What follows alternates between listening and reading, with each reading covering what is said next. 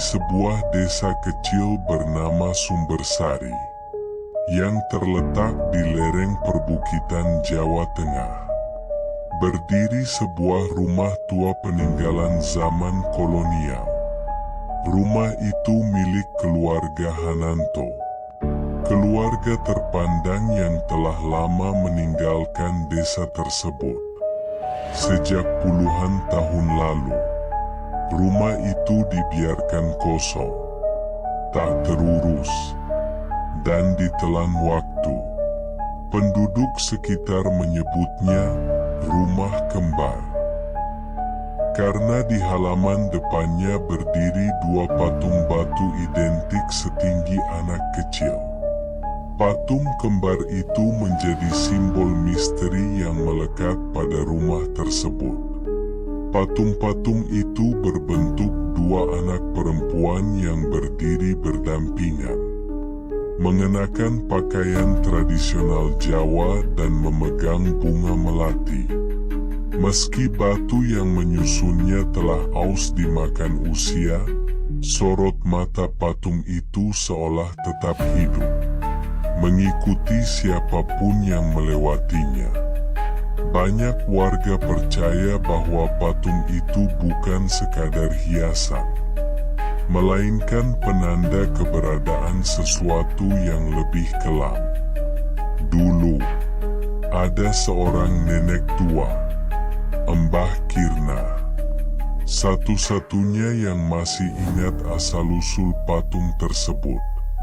Ia sering memperingatkan anak-anak desa agar tidak bermain terlalu dekat dengan patung kembar itu. Katanya, setiap malam Jumat Kliwon, suara tangisan anak kecil terdengar dari arah patung, dan bunga melati yang dipegang patung berubah menjadi layu seketika. Waktu berlalu, hingga datanglah seorang pria muda bernama Dimas. Ia seorang arkeolog yang tertarik meneliti bangunan tua di daerah pelosok. Dimas mendapat informasi tentang rumah kembar dan memutuskan menyewa rumah itu untuk sementara, tanpa menghiraukan peringatan warga. Baginya, mitos adalah bagian dari budaya yang perlu dilestarikan, bukan ditakuti. Sejak hari pertama Dimas menjejakkan kaki di rumah itu, suasana terasa berbeda. Udara lebih dingin dari biasanya, dan kabut tipis kerap menyelimuti halaman meski matahari sedang terik. Tapi Dimas tetap bertahan. Ia mulai meneliti struktur rumah, mencatat pola-pola arsitektur, dan tentu saja memeriksa patung kembar yang jadi pusat perhatian. Dimas menyadari bahwa patung itu bukan ukiran biasa. Ada simbol aneh di bagian bawah alas patung. Sebuah lingkaran dengan 3 garis menyilang. Simbol itu tak tercatat dalam literatur manapun yang ia baca. Ia mencoba mengabadikannya dengan kamera, namun hasil fotonya selalu buram, seolah ada kabut yang menutupi lensa. Malam pertama di rumah itu, Dimas bermimpi buruk. Dalam mimpinya, 2 anak perempuan berdiri di ujung tempat tidur, menatapnya tanpa suara. Wajah mereka pucat, mata membelalak tanpa berkedip. Saat Dimas mencoba bangun, tubuhnya tak bisa bergerak, seolah ditahan kekuatan tak kasat mata. Ketika ia terbangun, tubuhnya berkeringat dingin dan dadanya sesak. Ia mengira itu hanya efek kelelahan. Namun malam-malam berikutnya selalu diisi mimpi serupa. 2 anak itu selalu hadir. Kadang mereka berdiri di depan jendela, kadang di balik pintu. Dan setiap kali Dimas terbangun, patung kembar itu terlihat sedikit berubah posisi. Awalnya ia berpikir itu hanya halusinasi. Tapi ketika ia mengukur jarak dan mencatat arah pandang patung, ternyata benar posisi kepala patung bergeser beberapa derajat. Hari keempat, Dimas menemukan sesuatu di ruang bawah tanah yang terkunci rapat. Ia menjebol pintu tua itu dan mendapati ruangan penuh debu dan sarang laba-laba. Di dalamnya ada sebuah peti kayu jati berukir. Peti itu terkunci rapat dan tak ada kunci yang cocok. Tapi ukiran di sisi peti sama dengan simbol di bawah patung. Dimas makin penasaran.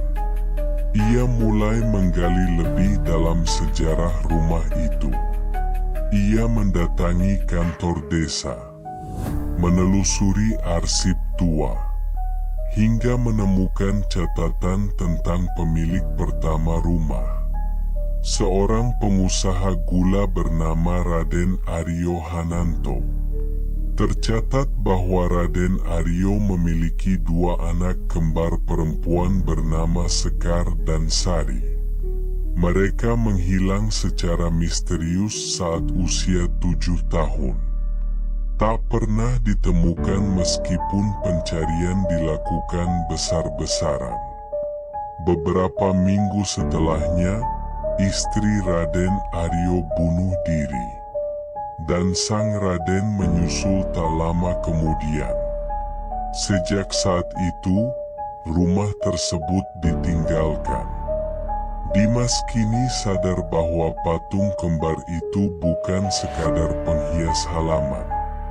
Ia yakin itu adalah perwujudan dari Sekar dan Sari. Tapi siapa yang membuatnya? Dan kenapa dibuat dalam bentuk batu? Malam itu, saat bulan purnama menggantung di langit, Dimas memutuskan berjaga di depan patung kembar. Ia memasang kamera dan mencatat suhu udara. Saat jarum jam menunjukkan pukul 2 dini hari, udara mendadak membeku, kamera mati tiba-tiba, dan bunga melati di tangan patung lurus satu persatu. Dimas terpaku ketika 2 bayangan kecil perlahan muncul dari balik patung. Bayangan anak perempuan, berjalan mendekat tanpa suara, dengan mata yang kosong dan wajah penuh luka. Dan saat itulah Dimas sadar. Ia telah membangunkan sesuatu yang seharusnya tetap tertidur. Sejak malam penampakan itu, Dimas tak pernah lagi tidur dengan tenang. Bayangan 2 anak perempuan terus menghantuinya. Bahkan di siang bolong, ia melihat mereka sekilas di cermin, di sudut ruangan, bahkan di balik jendela saat sedang meneliti catatannya. Tubuhnya mulai lelah, pikirannya kabur, dan suara bisikan halus mulai terdengar jelas di telinganya saat malam tiba. Temukan kami, temukan kebenarannya. Dimas tahu ini bukan sekadar fenomena psikologis. Arwah anak kembar itu menginginkan sesuatu. Ia mulai menyusun kembali potongan-potongan informasi yang ia dapat. Simbol di bawah patung, peti misterius di ruang bawah tanah, dan jejak sejarah keluarga Hananto yang dipenuhi tragedi. Pada siang hari berikutnya, Dimas kembali ke ruang bawah tanah dan mencoba membuka paksa peti tua yang ia temukan. Dengan alat bantu dan kesabaran, akhirnya peti itu terbuka. Di dalamnya ada 2 gaun anak perempuan, telah menguning dan berdebu.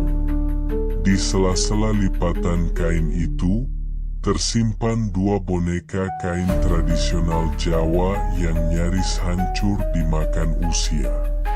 Tapi yang paling mengejutkan, di bawah boneka itu ada 2 tengkorak kecil yang dibungkus dengan kain kafan tipis. Dimas terpaku. Ia segera memahami semuanya. Patung kembar itu bukan hanya dibuat menyerupai Sekar dan Sari.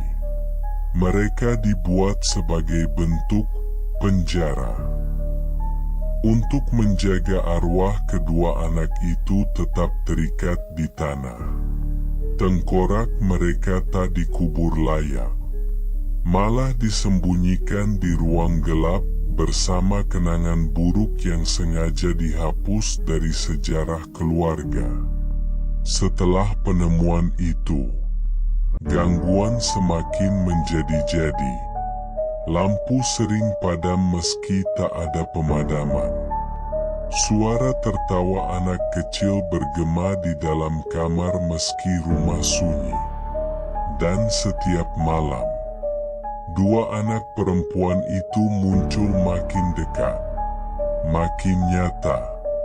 Kini, mereka tak hanya diam memandangi Dimas. Mereka menangis dan terkadang berteriak. Suara mereka memekakkan telinga dan membuat dinding rumah bergetar. Suatu malam, Dimas mencoba melakukan ritual sederhana, berharap bisa menenangkan arwah kedua anak itu. Ia membersihkan tengkorak dan membungkusnya kembali dengan kain kafan baru, lalu membacakan doa dengan penuh rasa hormat. Ia menaruh tulang belulang itu dalam peti kecil yang baru ia buat, dan bersiap menguburkannya secara layak di pemakaman desa. Namun malam itu, sebelum ia sempat melangkah keluar, bayangan Raden Aryo muncul di tengah ruang tamu. Sosok tinggi berjubah hitam dengan sorot mata dalam dan wajah penuh kebencian. Dimas terpaku, napasnya tercekat. Sosok itu membuka mulutnya, dan suara yang keluar bukan suara manusia. Itu adalah teriakan kemarahan, kesedihan, dan kutukan sekaligus. Dimas baru menyadari, bukan hanya arwah anak-anak yang terikat di rumah itu. Arwah Raden Aryo juga masih gentayangan, menjaga rahasia gelap yang telah ia sembunyikan selama puluhan tahun. Ternyata, dalam catatan yang tak pernah dipublikasikan, Raden Aryo terlibat dalam praktik ilmu hitam. Ia percaya bahwa mengorbankan darah anak kembar akan memberinya kekayaan dan kekuasaan abadi. Namun ritual itu gagal. Sebagai gantinya, arwah anak-anaknya sendiri terjebak, penuh dendam dan kesakitan. Patung kembar itu bukan sekadar penanda, tapi simbol penjagaan kutukan. Sebuah perangkap antara dunia hidup dan mati. Dimas tahu, satu-satunya cara mengakhiri semuanya adalah dengan memutuskan ikatan antara patung dan arwah. Ia membawa tulang belulang ke pemakaman, menggali lubang di bawah pohon beringin tua, dan menguburkannya sambil membaca doa. Namun saat kembali ke rumah untuk menghancurkan patung kembar, badai tiba-tiba menggulung langit Sumbersari. Petir menyambar pohon-pohon. Angin menerbangkan genteng.